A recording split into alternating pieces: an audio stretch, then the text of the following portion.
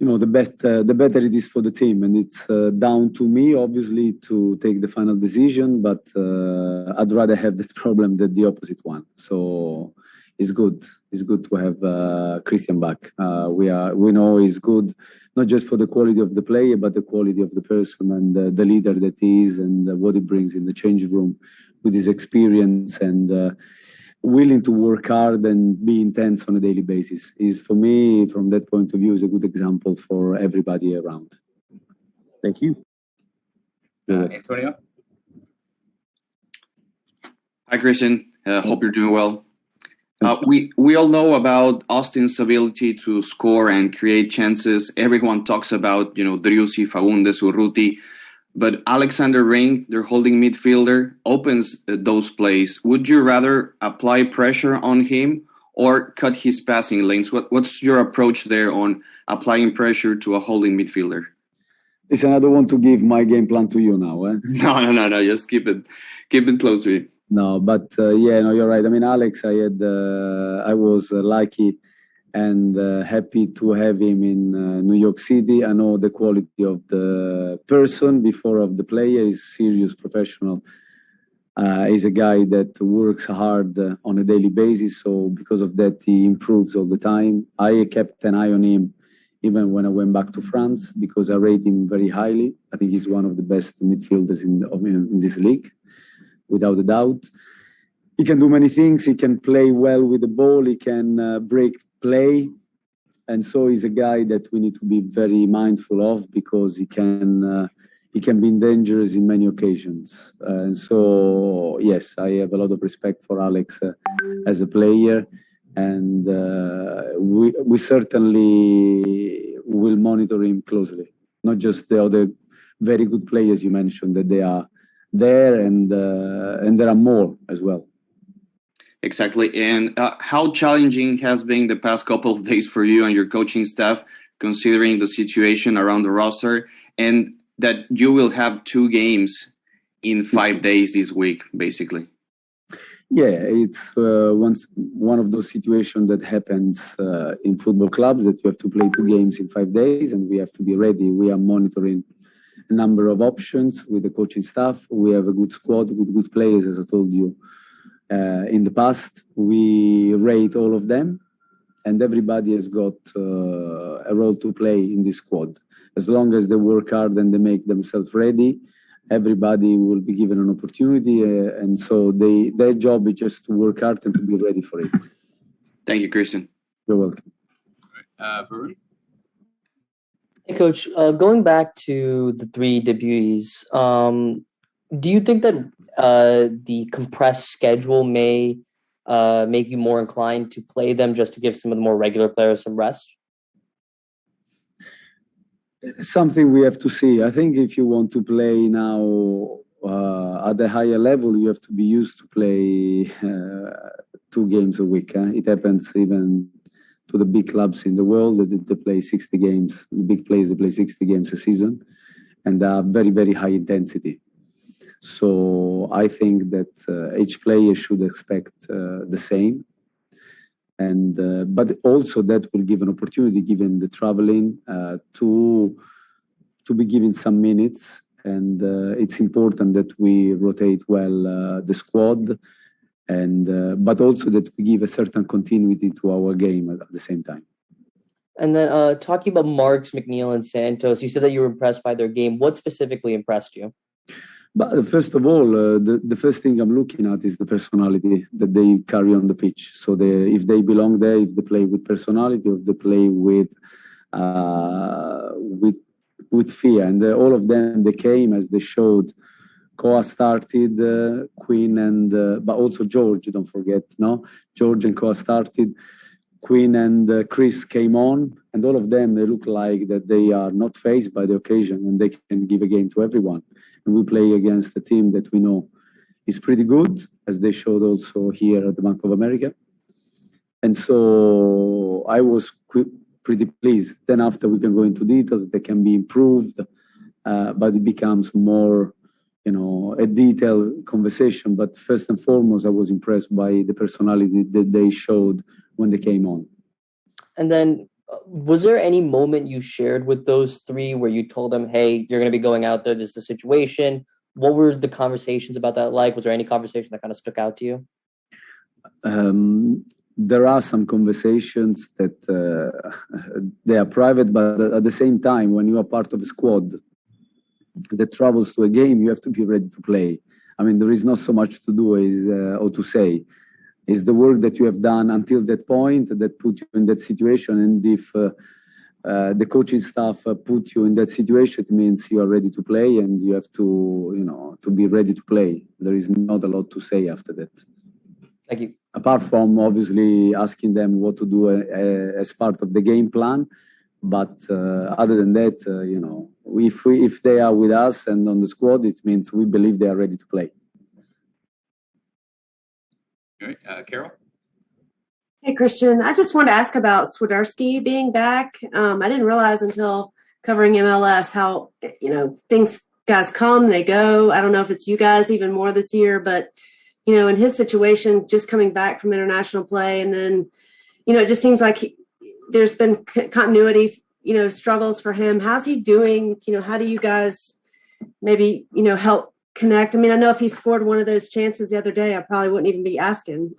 But, how do you guys get him back involved like early in the season? Carol is an experienced player that come here willing to improve his career and to further his career. So, yes, he had some setbacks, but, for example, he came back in training fully ready to go.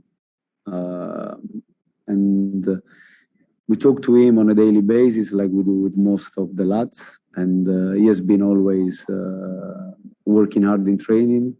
And unfortunately, he didn't score in the last game, but we believe in him, we trust him. And he also is a guy that can contribute without the ball by working. So we have total belief in him, and keeping working like that on a training pitch on a daily basis will get him back to where he belongs. Thank you. And just one more about Haggard. He had a pretty, significant knee injury, and to see him play with the skill and confidence that he did, how was that for you? Yeah, it was good to see. But at the same time, I know Chris, I know how focused he is, I know how much he loves his football, I know how hungry he is for more. And so that didn't surprise me. I can see him in training that he always wants more, he wants more. So sometimes, if anything, he has to channel his energy because he's full of it. And so I knew he would have brought his energy into the game when he came on against Montreal. I didn't have any doubt about that. Thank you. You're welcome. Steve? Hi, Christian. Hello, Steve. Once more about McNeil. I've had the chance to see him be very influential on the field at the USL 1 level. I thought he played very well in Montreal. Do you feel that he is ready to contribute on a regular basis at this level? I think he is. I really think he is. Obviously, with all the young players that start their career, you have to be patient, and you have to be, you have to monitor on a daily basis, because at the same time, you don't want to put too much pressure or expectations, because it would be unfair. But I think he's ready. He's an intelligent player. He understands quickly most situations. He asks a lot of questions, and very detailed ones, tactically. So you can see that mentally is ready for this level. And as a player, every time I went to see him with Charlotte Independence, always impressed me the way he played, with the personality, the tempo, and also the understanding of what he has to do on the pitch. So I think, to answer to your question, I think he is ready to contribute at this level. Yes. Thank you. And just given what happened with, so many players going into the protocol, does that affect the way you train in order to protect against even more going in? How has it affected the daily operations of your training? It affects in the sense that when you lack few players in certain positions, you have to maybe adjust, like it was the case in Montreal, but the training we tend to have the same kind of intensity, the same kind of exercises. So I think the boys, they are pretty good with that, and it doesn't affect too much. Apart from the personnel, sometimes if you don't have enough players, we have to call some academy boys, which they always do well. But other than that, the structure and the intensity, we want to be the same. Does it change any of the kinds of drills that you do in order to keep a different kind of spacing at all, or do you just work? Okay. Not really. All right. Well, thank you very much. You're welcome. All right, a couple more here. Sam? Hey, Coach. Good afternoon. So I apologize if somebody already asked since I got on late, but wanted to know with the departure of Franco, how you're looking at filling out, possibly a new international spot, or how you might be trying to improve the team before the transfer deadline. Yeah, I mean, first of all, we have a number of midfielders here that they can contribute and do well. In that particular position, we have Jordi Alciva, we have Sergio Ruiz, we have Titi Ortiz, we have Ben Bender. So Quinn that can contribute as well. So it's not that we are without players in that position. The club, I think, with the scouting department, they keep me up to date on certain options that we might have. But, this is, I'm not getting too concerned because I am happy with the players that I have here for now. And so we just carry on as usual. And then in a similar vein, after his performance on Saturday, are we going to see Quinn McNeil more this year, do you think? Yeah, as I said before, I mean, Quinn did well, Chris did well, George did well, Koa also contributed well. But we have to be careful that we don't put too much pressure and expectations on these guys. It would be unfair. And I think that they have to keep working hard and to be ready for when they will be called and when the opportunity will come. But, they show that they can contribute, but also they have players in those positions that they are ready to contribute. They already contributed to this football club in the past. And we need to be aware of that. And so that everybody stays, as I said in the past, humble, but with the willing to work hard on a daily basis. And then opportunities will come. Great. Thank you, Coach. You're welcome. All right, we'll do two more. Jorge? Just adding on to that, the question about Franco, was that more of a decision of the club, or was it a mutual decision between Franco and Charlotte FC to let his loan kind of end early?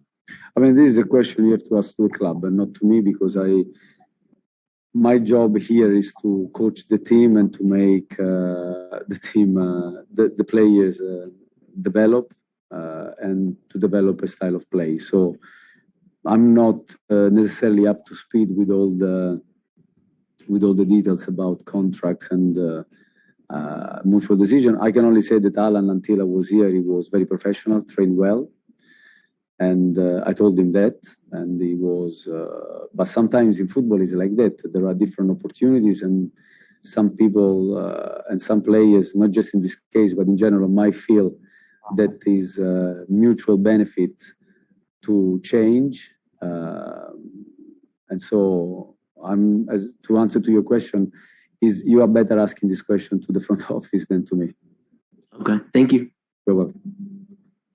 All right, then lastly, Alex. Thanks, Woody. Hi, Christian. Thanks for being here.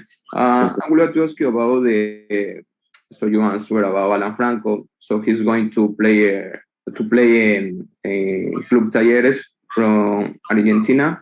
Yes. So there is possibility the another player is going to loan for another team, like Jordi Alciva.